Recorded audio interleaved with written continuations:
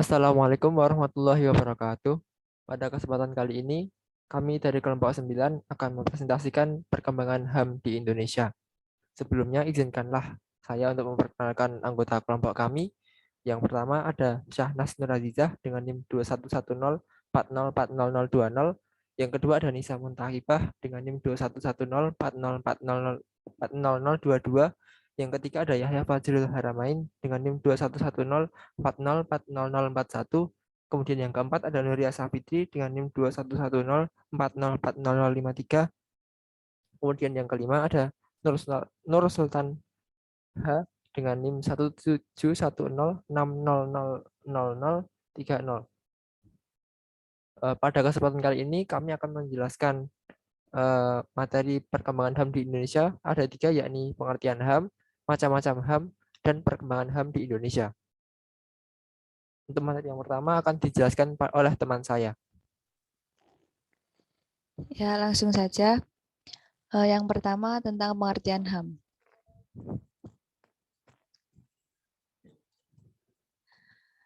Yang pertama ada pengertian HAM menurut undang-undang, yakni ada pada Undang-Undang Nomor 39 Tahun 1999 tentang HAM, yang berbunyi hak asasi manusia adalah seperangkat hak yang melekat pada hakikat dan keberadaan manusia sebagai makhluk Tuhan Yang Maha Esa dan merupakan anugerahnya yang wajib dihormati, dijunjung tinggi, dan dilindungi oleh negara, hukum, pemerintah, dan setiap orang demi kehormatan serta perlindungan hak, harkat, dan martabat manusia. Juga ada pada Undang-Undang Nomor 26 Tahun 2000 tentang Pengadilan HAM Pasal 1, yakni hak asasi manusia adalah seperangkat hak yang melekat pada hakikat dan keberadaan manusia sebagai makhluk Tuhan Yang Maha Esa dan merupakan anugerahnya yang wajib dihormati, dijunjung tinggi, dan dilindungi oleh negara, hukum, pemerintah, dan setiap orang demi kehormatan serta perlindungan harkat dan asas milik yang sifatnya pokok dan melekat pada diri setiap manusia. Ada juga pengertian HAM menurut para ahli. Yang pertama ada John Locke yang berpendapat bahwa hak asasi manusia adalah hak yang dibawa sejak lahir yang secara kodrati melekat pada setiap manusia dan tidak dapat diganggu-gugat atau bersifat mutlak. Ada juga Profesor Kuncoro Purbo Pranoto yang berpendapat bahwa hak asasi manusia adalah hak yang bersifat asasi.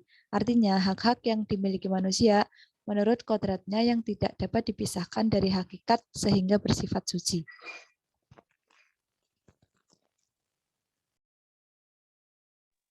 Untuk yang selanjutnya yaitu macam-macam hak asasi manusia. Yang pertama adalah hak asasi pribadi. Hak asasi pribadi yaitu hak yang meliputi kebebasan menyatakan pendapat, kebebasan memeluk agama, kebebasan bergerak, kebebasan untuk aktif setiap organisasi atau perkumpulan, dan sebagainya. Yang kedua adalah hak asasi politik.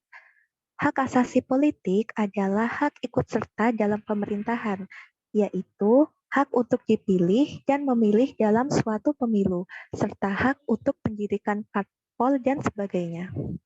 Yang ketiga adalah hak asasi hukum. Hak asasi hukum adalah hak untuk mendapatkan perlakuan yang sama dalam hukum dan pemerintahan.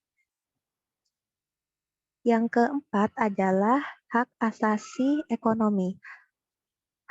Yaitu hak untuk memiliki, membeli, dan menjual serta memanfaatkan sesuatu. Yang kelima adalah hak asasi peradilan. Hak asasi peradilan adalah hak untuk mendapatkan perlakuan, tata cara peradilan, dan perlindungan. Dan yang keenam adalah hak asasi sosial dan budaya. Hak asasi sosial dan budaya yaitu hak yang menyangkut dalam masyarakat, yaitu hak untuk memilih pendidikan, hak untuk mengembangkan kebudayaan, dan lain sebagainya.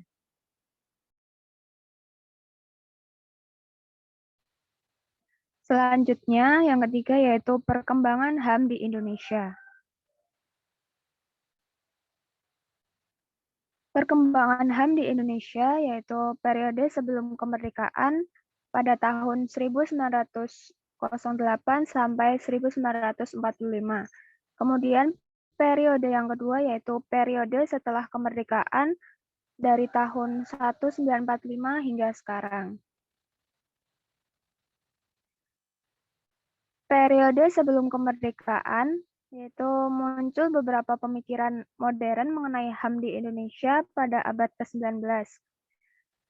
Yang pertama, Budi Utomo dengan pemikirannya hak kebebasan berserikat dan mengeluarkan pendapat. Kemudian, Perhimpunan Indonesia dengan pemikirannya hak untuk menentukan nasib.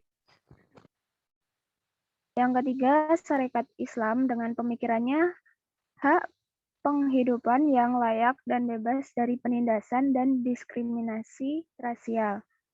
Kemudian Partai Komunis Indonesia dengan pemikirannya hak sosial dan berkaitan dengan alat-alat produksi.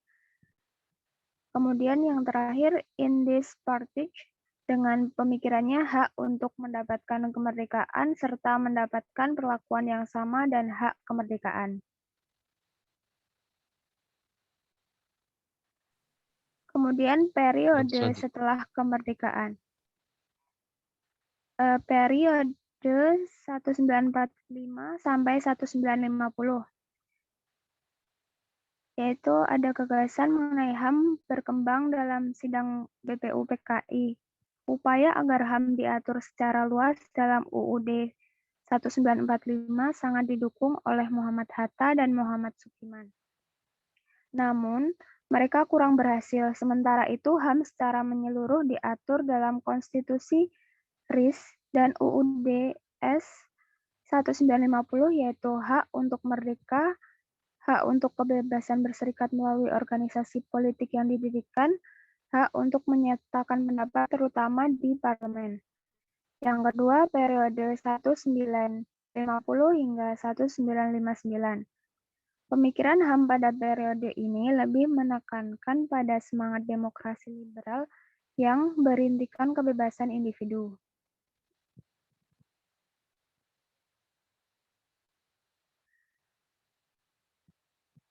Yang ketiga, periode 1959 sampai 1966.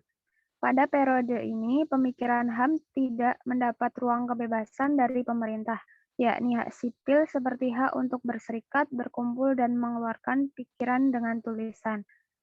Kemudian yang keempat, periode 1966 hingga 1998.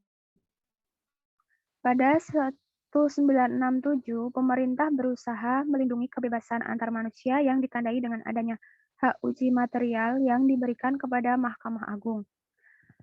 Pada 1970 hingga 1980, pemerintah melakukan pemasungan HAM dengan sikap defensif dan represif yang dicerminkan dengan produk hukum yang bersifat restriktif terhadap HAM. Pada tahun 1990-an, pemikiran HAM tidak lagi hanya bersifat wacana saja, melainkan sudah terbentuk lembaga penegakan HAM yakni Komnas HAM yang didirikan pada tahun 1993.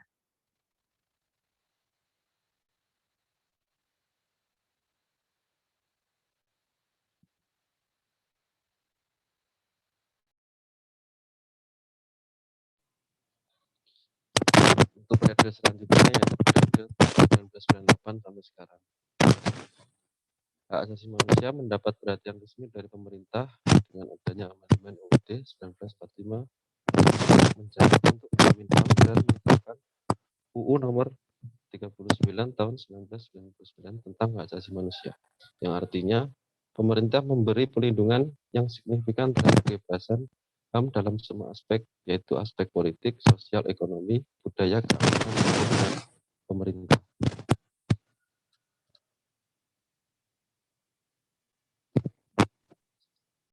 Untuk presentasi perkembangan HAM di Indonesia kami cukupkan sekian. Apabila ada kesalahan dalam kami menyampaikan presentasi ataupun dalam presentasi kami mohon maaf sebesar-besarnya.